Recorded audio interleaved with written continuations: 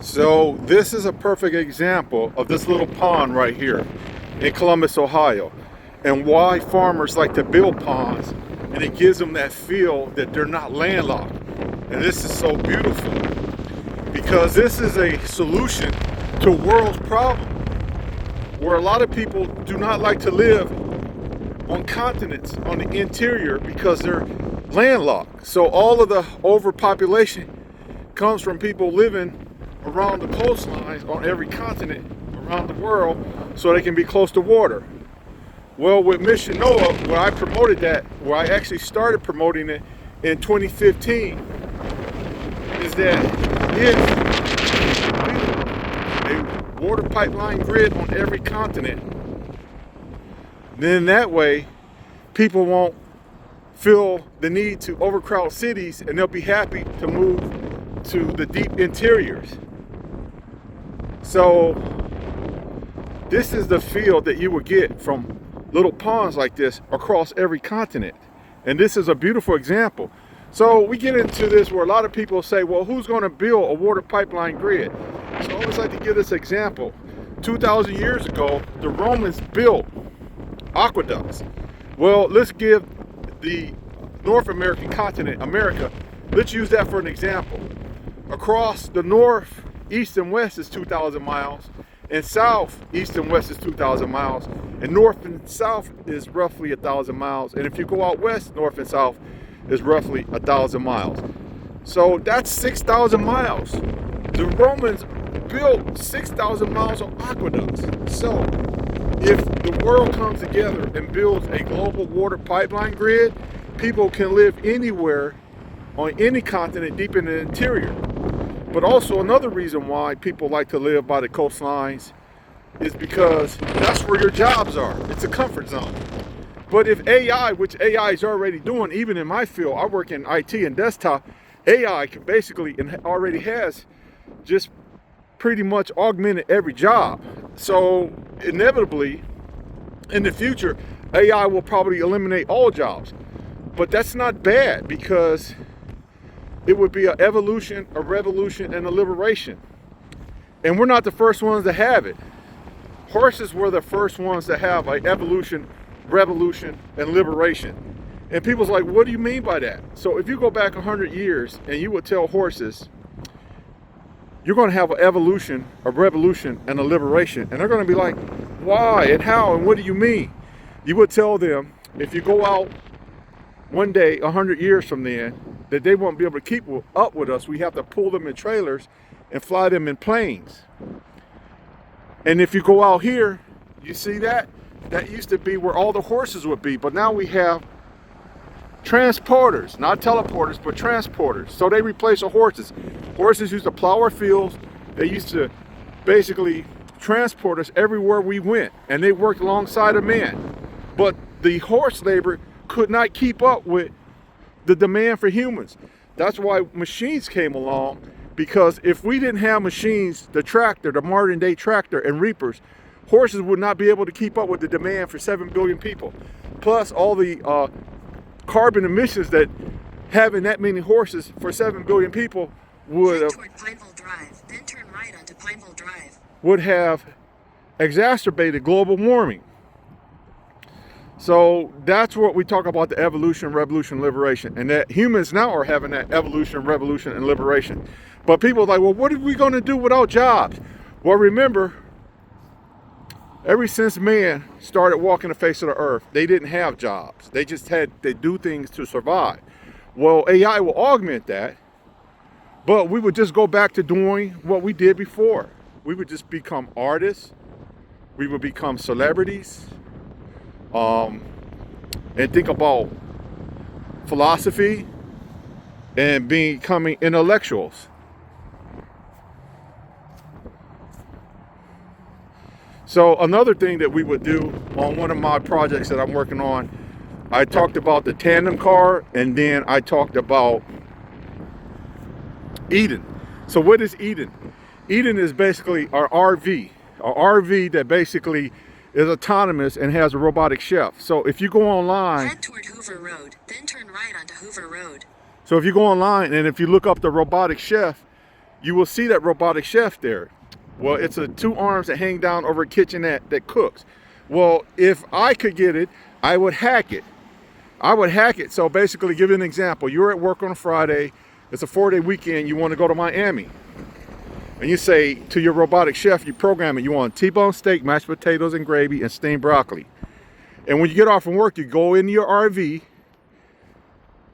It starts to take you to Miami. And you eat, you go to sleep, and you wake up. But as you're traveling, you get a phone call and say, hey, there's going to be a wedding while you're down here. And you're like, oh, I don't have a wedding dress or a tuxedo, and I can't get to the salon to get my hair done and a barber. And then what if there's a medical emergency? So basically what would happen is in this RV, now you remember a RV is pretty big. It's autonomous, it drives itself. So the bigger the floorboard, the more batteries, the longer the charge. So you would design an RV with bigger batteries. It's autonomous. Now the robotic chef would be like, think of 2 arms that hangs down at the roof of the RV. So one station it would cook. And then when you got that call that there's going to be a wedding and you don't have a tuxedo and a dress, the arms would move to another station where you would call that a tailor and seamstress station. It would make your tuxedo and it would make your dress. And then it would move to another station, would be your salon and your barber station. And then if there was a medical emergency, what would happen is it would move over to another station and become your EMT, emergency medical technician. And now the tandem car. The tandem car is a 2-seater that 2 people ride in this tandem car. So when you're riding in the tandem car, it can follow Eden.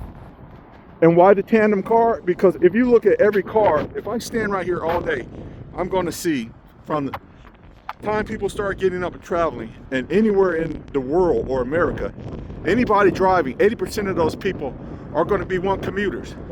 But cars for the last 100 years have always been inefficient. All of this weight and all of this gas, and look at what it does to the roads. So, and a lot of people don't realize that if you add up every soldier that died in the Vietnam War, on average, every year, more Americans die on the highways than all the soldiers combined in Vietnam. So that tells us how unsafe the car is. And even the electric car weighs 6,000 pounds. And my SUV weighs 6,000 pounds. So when you collide with something, your average vehicle is 3,000 pounds with something that weighs 6,000 pounds, that will decimate that car. And even electric cars are decimating SUVs. But the problem with the electric car is they catch on fire, they get a spontaneous combustion. Why? Is because of the weight of the car and how our roads are designed. So the batteries, they rub up, I suspect, the batteries rub up against each other, create friction. And it isn't a design flaw, it's the road. Those cars, those electric cars and those weights and those batteries, when we drive up and down the road, these bad roads will cause these batteries to build up friction and heat up, and sometimes you get spontaneous combustion. But with a tandem car, not only will it save lives and it's lighter and it can tow behind Eden, the RV, it will make a life a lot more easier. So when you don't have jobs and we have a water pipeline grid and people can live on any part of the continent, then we can always be like the planets. The planets were created by the same being that created us. They are dynamic. They keep moving. People love to keep moving.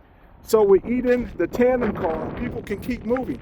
And the Eden is self-sufficient. Remember, Eden would be an electric RV. You never have to pay heating or AC because it generates its own power. It is completely self-sufficient. The only maintenance it would ever need is tires and probably shocks. So right now I have the hug spoon, a patent for a hug spoon. You can look on my channel and you'll see the hug spoon. Well, right now I got the patent. I've talked to P&G, their plastic mold injection company. Well, I could pay them to build a spoon, package it, and then market it, but I can't afford that. So I have to reach out to vendors. give you an example. I have a non-disclosure, sent it out to Walmart for Walmart to look at it. Hopefully they'll like it if they look at the video, and they'll put in an order for it. So we will start that with Hug Spoon, and then from Hug Spoon, if it's a successful, because you got to remember, the plastic cutlery industry, multi-billion-dollar industry, and then that's not even covering the metal version. So with revenue from the Hug Spoon, I can then start to build a prototype for the Tandem car. If successful, move on to the Eden electric RV, and then I can create shelves in a refrigerator that they have barcode scanners on the shelves and in the refrigerator, so every time you take them in and out, it scans what you put in and out. Even in this would also exist in Eden.